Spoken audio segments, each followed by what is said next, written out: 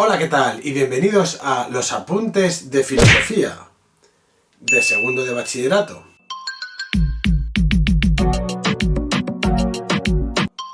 En esta serie de vídeos vamos a hacer un resumen de la asignatura Historia de la Filosofía de segundo de bachillerato en España. Obviamente solo vamos a tratar algunas de las cuestiones, pero bueno, si sirve para tener una idea general de la asignatura, pues me alegro.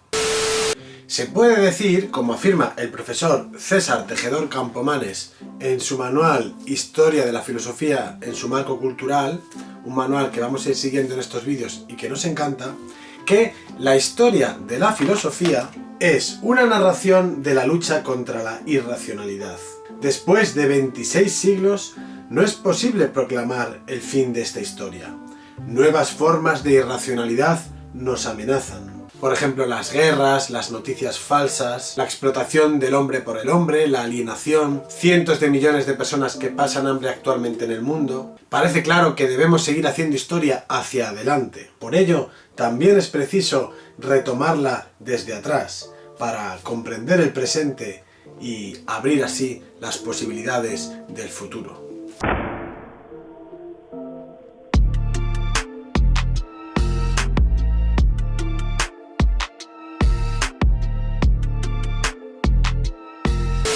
Solemos situar el comienzo de la filosofía en el siglo VI a.C. en Grecia, aunque hoy reconocemos que tanto en la India como en China existió un pensamiento filosófico antiguo, aunque de características muy diferentes al pensamiento occidental. En cualquier caso, nosotros apenas trataremos aquí esas filosofías y nos centraremos en la historia de la filosofía occidental. Pero, ¿por qué surge la filosofía en Grecia y no en otro lugar? Para explicar esto suelen mencionarse algunos antecedentes de la filosofía griega, como por ejemplo la religión, los sabios y poetas de los siglos VII y VI a.C., así como la ciencia egipcia y mesopotámica. La religión griega, tal y como aparece en los poemas de los poetas Homero y Hesíodo, era una religión fuertemente antropomórfica. ¿Qué significa esto? Que mostraba las historias de dioses que tenían aspecto humano. Estas historias se expresaban mediante mitos. Los mitos son narraciones fantásticas llenas de símbolos que cuentan las historias de los dioses, así como del origen del cosmos y de determinadas cuestiones de la cultura, de donde se traten esos mitos. El origen de la filosofía se ha resumido en muchas ocasiones con la expresión el paso del mito al logos. Logos entendido como explicación racional. Es decir, que los mitos son como historietas, como cuentos fantásticos que tratan de explicar algo a los seres humanos, algo que desconocemos. Y esas explicaciones suelen incluir personajes que son dioses o semidioses y que tienen forma humana. Pero ya en los poemas de los poetas griegos Homero y Hesíodo encontramos realidades que no son antropomórficas, es decir, que no tienen forma humana, y que se utilizan para dar explicaciones de las cosas que son ya más o menos similares a las que comienzan a dar los que llamamos primeros filósofos. Por ejemplo, el poeta griego Hesíodo, en su obra Teogonía, da una explicación del origen del cosmos que incluye elementos abstractos que no son antropomórficos. Así dice: en primer lugar existió el caos, después Gea, la de amplio pecho, por último Eros, el amor, el más hermoso entre los dioses inmortales.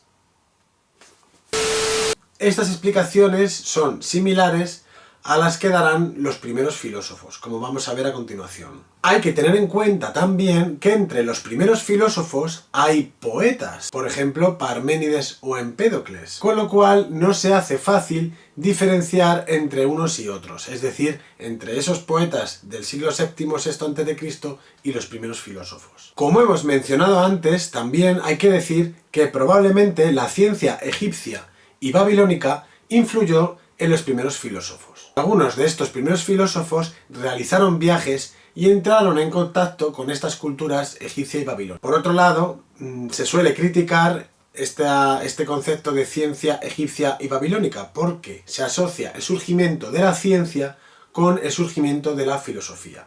y lo que había antes se puede denominar más bien técnicas particulares y no ciencia. Por último, hay que mencionar que para que surgiera la filosofía en Grecia era necesario que la gente, o por lo menos algunas personas, tuvieran tiempo libre. Es decir, que disfrutaran de ocio para poder preguntarse acerca de el origen de las cosas, acerca del bien, de la justicia, de la belleza. Cosas de las que podemos ocuparnos cuando ya hemos satisfecho las necesidades básicas. En la Grecia antigua había esclavos que se ocupaban de los trabajos materiales y dejaban el tiempo libre para que otras personas pudieran dedicarse a la filosofía o a otras cosas. Todas estas ciudades de Jonia, de Asia Menor, eran ciudades prósperas y estaban además abiertas a las otras culturas, lo cual permitió que se pudieran contrastar los diferentes mitos, es decir, los mitos griegos con los mitos que tenían las otras culturas y ver que no eran necesariamente coincidentes, lo cual, bueno, a uno le hace pensar.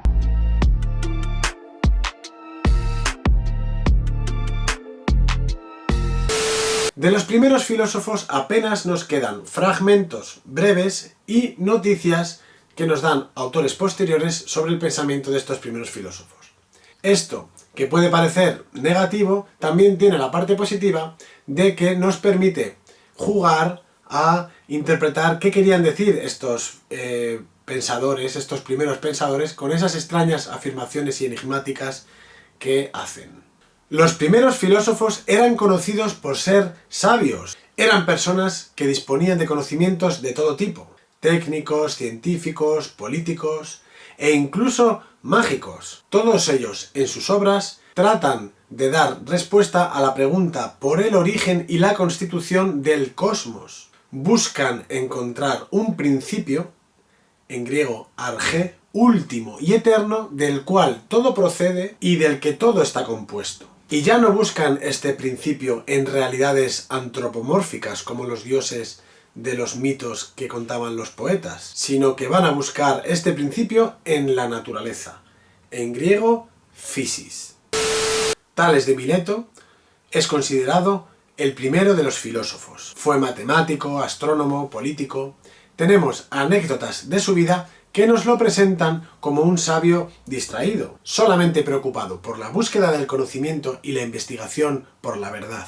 No tenemos nada de su obra, pero sabemos, por Aristóteles y otros, que afirmó que el principio de todas las cosas, el argé, es el agua. Tal vez pudo haber tomado esta idea de las mitologías egipcia y babilónica, además de haberse guiado por la observación. Mileto es un puerto de mar, y Tales solía navegar. Además, el agua es necesaria para la vida, y realiza unos cambios de estado, de sólido a líquido a gaseoso, que son fácilmente perceptibles por nuestros sentidos. También cuentan que dijo que todo está lleno de dioses, es decir, que todo está vivo. Anaximandro de Mileto pudo ser discípulo de Tales. Escribió, como otros, un libro sobre la naturaleza. Es posible que fue él el primero en usar la palabra argé, y dijo que el argé, este elemento primigenio, era el apeiron, una palabra griega que quiere decir lo indeterminado. O sea, que todo proviene de algo indeterminado, indefinido. Este apeiron tiene las características de los dioses de la mitología antigua, es decir, es eterno, inmortal, indestructible. Conservamos un texto de Anaximandro que, al parecer, es el primer texto de la historia de la filosofía. Anaximandro dijo que el principio y elemento de todas las cosas es lo infinito, lo apeiron. Ahora bien, a partir de donde hay generación para las cosas, hacia allí se produce también su destrucción, según la necesidad. En efecto, pagan la culpa unas a otras y la reparación de la injusticia según el ordenamiento del tiempo. Realmente no es fácil saber qué quería decir Anaximandro con este extraño texto, pero podemos interpretarlo así. Según un ciclo necesario, todo sale y vuelve al apeiron. Además, toda existencia individual, toda existencia de cada cosa, por ejemplo la nuestra, consistiría en salirse de esa unidad, de ese apeiron. Y esa separación es considerada como una injusticia que debe ser pagada con la muerte. Esta interpretación acercaría a Anaximandro a las doctrinas budistas. Anaxímenes de Mileto fue discípulo de Anaximandro y afirmó también que había un elemento del cual todo provenía. El elemento que eligió fue el aire. Del aire procede todo, según un doble proceso. El aire, por rarefacción, se convertiría en fuego. Pero si el aire se condensa, se convierte en viento. Si se condensa más, en nube. Y más condensado aún, en agua, en tierra y, finalmente, en piedra. Así que con el aire damos esta explicación sobre el origen de todo. De Heráclito de Éfeso apenas tenemos información, pero sí sabemos que provenía de una familia aristocrática. Fue apodado el Oscuro, por lo enigmático y extraño de su pensamiento. Pensamiento del cual ha quedado pues unos pocos fragmentos de un libro que escribió. Parece ser que para Heráclito el arjé era el fuego, pues escribe lo siguiente: este mundo, el mismo para todos, ninguno de los dioses ni de los hombres lo ha hecho, sino que existió siempre, existe y existirá en tanto fuego siempre vivo, que se enciende con medida y que se apaga con medida. Todo, el mundo entero, muere en el fuego y luego vuelve a renacer en una especie de eterno ciclo cósmico. Pero lo más importante de Heráclito, y lo que hace que en los manuales se le suele presentar en contraposición con otro filósofo que vamos a ver ahora, con Parménides, es su doctrina acerca del constante fluir de las cosas. Todo se mueve y nada permanece, y en el mismo río no nos bañamos dos veces. Esta realidad cambiante parece presentar una estructura contradictoria para Heráclito. Dice: Dios es día, noche, verano, invierno, guerra, paz, saciedad, hambre. Se transforma como fuego. Pero esta estructura contradictoria de la realidad, estas contradicciones, acaban generando una armonía. Dice: y de los elementos dispares surge la armonía más hermosa. Pero los hombres, tontos la mayoría, no llegan a comprender esta armonía de la que habla Heráclito. Los hombres no entienden cómo, al diverger, se converge consigo mismo. Armonía propia del tender en direcciones opuestas, como la del arco y la lira. Hay una misma ley que gobierna el universo, el logos o razón. Y esta ley se encuentra oculta para la mayoría. Por eso también le apodaban a Heráclito el llorón, porque lloraba por la estupidez de la mayoría de las personas. Este logos o razón universal también se encuentra en nosotros, en nuestra alma, en nuestra mente. La misión de nuestra alma es conocer este logos universal, esta razón universal, además de penetrar en nosotros mismos y conocernos a nosotros mismos, lo cual viene a ser lo mismo. Pero Heráclito, como decimos, se lamenta de que la mayoría de personas no atienden a esta razón común, sino que viven como dormidos. Dice: aunque esta razón existe desde siempre, los hombres se tornan incapaces de comprenderla, tanto antes de oírla como una vez la han oído. A los hombres les pasan inadvertidas cuantas cosas hacen despiertos, del mismo modo que les pasan inadvertidas cuantas cosas hacen mientras duermen. Dice: pero es necesario seguir lo común, seguir la razón común. Pero aunque la razón es común, la mayoría vive como si tuvieran una razón particular, como si cada uno tuviera su propia razón, su propia inteligencia particular. Cuando la razón es común, participamos todos de ella, participa todo de ella.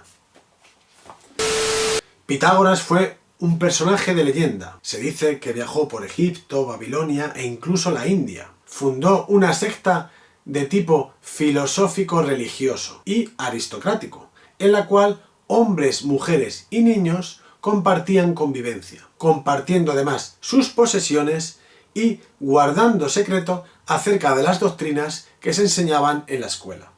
Es por ello que es muy difícil saber qué doctrinas corresponden propiamente a Pitágoras y cuáles a sus discípulos. Creían en la transmigración de las almas, así como en el parentesco de todos los seres vivos, incluyendo animales y plantas. En su secta, la ciencia estaba unida a la mística.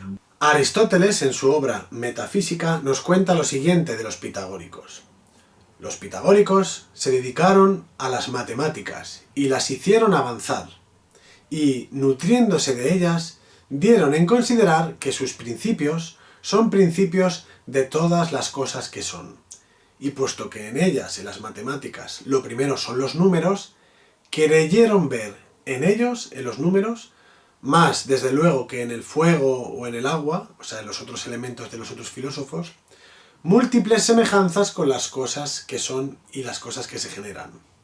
Por ejemplo, veían en los números las propiedades y proporciones de las armonías musicales. Y puesto que las demás cosas todas parecían asemejarse a los números, y los números parecían ser lo primero de la naturaleza, supusieron que los números son los elementos de todas las cosas que son, y que el firmamento entero es armonía y número. Así, lo más esencial de las doctrinas pitagóricas es que los números son los principios, el arjé, de todas las cosas. Hoy en día diríamos que todo puede expresarse numéricamente, y en parte es así. Yo soy un individuo con una determinada altura, un determinado peso, una determinada edad, ubicado en una determinada parte del espacio, etc. Parménides de Elea fundó probablemente una escuela en esta ciudad, en Elea, después de haber formado parte de grupos pitagóricos. De su obra apenas conservamos un poema compuesto básicamente por dos partes, lo que llaman la vía de la opinión y la vía de la verdad. Se trata de un poema que tiene muchos elementos míticos y en el cual Parménides nos cuenta que una diosa le ha hecho una revelación. Esa revelación se encuentra en la parte del poema llamada Vía de la Verdad. ¿Y qué le cuenta esa diosa a Parménides? Lo vamos a leer. Bien, Parménides, te diré, y escucha con atención mi palabra. Escucha cuáles son los dos únicos caminos de la investigación que se pueden pensar. Los dos únicos caminos que hay para investigar la verdad. Uno, que es y que no es posible no ser. Dice, ese es el camino de la persuasión. Acompaña en efecto a la verdad. Y luego el otro camino. El otro camino es que no es y que es necesario no ser. Y dice, te mostraré que este camino, este sendero, es por completo inescrutable. No conocerás en efecto lo que no es. No conocerás lo que no es, pues es inaccesible. ¿Qué quiere decirnos Parménides en este poema tan extraño? ¿Qué nos está contando? ¿Por qué es importante para la historia de la filosofía? En principio parece que Parménides está diciendo algo relativamente sencillo. Solo lo que es, y no lo que no es. Solo lo que es, el ser, es y es pensable. En cambio, el no ser ni es pensable. Pensemos en esto. Por un lado tenemos el ser y por otro lado tenemos el no ser. ¿El no ser qué es? La nada. Vamos a imaginarnos un no ser, una nada. ¿Cómo os imagináis la nada? ¿Os la podéis imaginar? Si os la imagináis, por ejemplo, todo negro, ya os estáis imaginando algo, os estáis imaginando algo negro. Si os lo imagináis todo blanco, os estáis imaginando algo blanco. Pero realmente la nada, el no ser, no puede ser imaginado, ni puede ser pensado. Eso nos está diciendo Parménides. Es imposible imaginarse una nada, pensar en una nada. Por lo tanto, la nada no existe, no la hay, no la podemos pensar. Solo existe el ser, solo hay ser, y no hay nada, solo hay ser. A partir de esto, Parménides nos va a decir cuáles son las características del ser. El ser, lo que es ingénito, es decir, que no ha nacido, imperecedero, que no va a perecer, es finito y no infinito, es continuo, es único y además es inmóvil. El ser es ingénito e imperecedero, porque si hubiera nacido de algo, de algo que no es el ser. Pero hemos dicho que solo hay ser, no hay nada. Por lo tanto, no ha podido nacer. Y también es imperecedero, porque si pereciera, tendría que ir a otro lugar que no sea el ser. Pero hemos dicho que solo hay ser. Además, es único, porque si hubiera otro, habría otra cosa que no sería el ser. Y también es indivisible, porque si dividiéramos el ser, el vacío que quedara entre eso sería un no ser, una nada. Pero la nada no se puede pensar, solo hay ser. Y además es inmóvil, porque si se moviera hacia algún otro lugar, pues ¿hacia dónde se movería? Hacia el no ser. No puede moverse hacia ningún otro lugar que no sea el mismo, porque el ser es lo único que hay, no hay no ser. En fin, para comprender esto quizá podemos imaginarnos al Dios de nuestra cultura, que es omnipresente. El Dios monoteísta está en todas partes, lo sabe todo, es omnipresente, omnisciente. Bueno, un poco como el ser de Parménides. Por otro lado, cabe señalar que aquí Parménides nos introduce de una manera muy clara una distinción fundamental en la historia de la filosofía, que es la distinción entre apariencia y verdad. Y además otorga primacía a la razón, a nuestro intelecto, frente a la información que nos dan nuestros sentidos. Porque para nuestros sentidos lo que hay es una variedad de cosas, pero para nuestra razón en realidad solo hay el ser, que es único, inmóvil, indivisible y esférico. Empédocles de Agrigento fue también como Pitágoras un personaje de leyenda, mago, profeta, autor de milagros. Su doctrina afirma que la realidad es una esfera. Pero Empédocles no nos niega el movimiento, como parece que hace Parménides, sino que afirma que el movimiento existe y además también existe la pluralidad de los seres que observamos. En esta esfera se encuentran mezclados 4 elementos o raíces, que os sonarán: agua, tierra, aire y fuego. Cada uno de estos elementos es, como los dioses, eterno e imperecedero. Al mezclarse, van dando lugar a los distintos seres que hay en el mundo. Esta mezcla de los elementos se produce por la acción de 2 fuerzas cósmicas: el amor y el odio. Los elementos nunca cesan de cambiar ininterrumpidamente, ya confluyendo hasta ser uno por causa del amor o de la amistad, ya en cambio conducido cada uno separado por el rencor del odio. En Empédocles encontramos una teoría acerca de los ciclos del mundo, del eterno retorno. Al comienzo gobierna en soledad el amor. Así, la esfera es el uno eterno e inmóvil, como el ser de Parménides, todo pegado así con el amor. En esta esfera están los 4 elementos que hemos dicho: fuego, aire, agua, tierra, mezclados. Pero surge el odio, el rencor y con él la separación. Mediante la acción conjunta del amor y del odio va creándose el cosmos y los diferentes seres tal y como lo conocemos. Pero el odio continúa su acción y va separando los diferentes elementos, juntando solamente lo semejante con lo semejante. Después el amor vuelve a unificarlo todo con su acción unificadora, que vuelve a mezclar y unir todo volviendo a la esfera. Y así otra vez a empezar. Anaxágoras nació en Clazómene, pero se mudó a Atenas y allí le escuchó Sócrates. Fue un filósofo, probablemente como todos, entregado al pensamiento y a la reflexión. Se cuenta que le preguntaron cuál era el sentido de su vida y dijo: vivo para contemplar el sol, la luna y el cielo. Su doctrina es similar a la de Empédocles. Todo lo que existe, existe como resultado de la mezcla de innumerables elementos. A estos elementos les llama semillas o espermata. En todas las cosas del mundo hay semillas de todas las cosas, de tal suerte que todo está en todo. Y cada cosa es la que es porque en ella predominan las sustancias correspondientes. Pero en cada cosa hay semillas de todas las cosas. Por ejemplo, en el oro predominan las semillas del oro, pero también hay semillas de otras cosas. Los cambios, la generación, la corrupción, la transformación, así como la pluralidad de las cosas, son explicadas por la mezcla o separación de las semillas.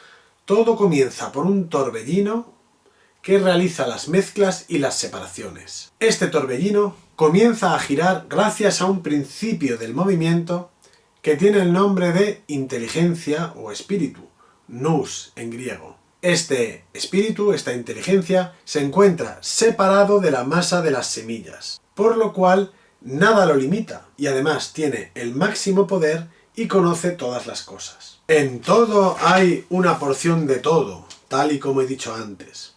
Y el espíritu domina la rotación del conjunto. Y cuantas cosas que estaban a punto de ser, y cuantas eran que ahora no son, y cuantas ahora no son, y cuantas serán, a todas el intelecto o espíritu las ordenó cósmicamente, y a esta rotación, en la que rotan ahora los astros, tanto el sol como la luna y también el aire y el éter, que se separan. El último de estos llamados primeros filósofos es Demócrito de Abdera. De él apenas tenemos noticias de su vida, salvo que fue una persona que se dedicó al estudio y la reflexión. Afirmó que el mundo está compuesto de infinitas partículas indivisibles, que llamó átomos. De hecho, eso es lo que significa átomo en griego, lo que no se puede dividir. Esas partículas son sólidas, están llenas y son inmutables, no cambian. Todos los átomos tienen distinta figura y cuando se chocan pueden acoplarse o pueden rebotar. Se mueven los átomos de manera espontánea, utilizando para ello el vacío. Solo hay, pues, átomos y vacío.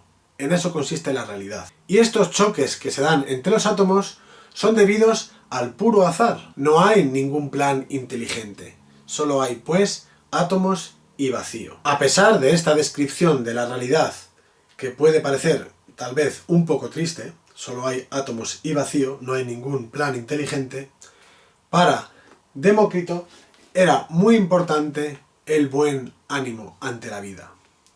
El fin supremo es el buen ánimo, que no se identifica con el placer, como suponían algunos que entendieron mal, sino que es el estado en que el alma está serena y equilibrada, porque no la perturba ningún temor, ni el miedo a los dioses, ni ninguna otra afección. Quienes creían saber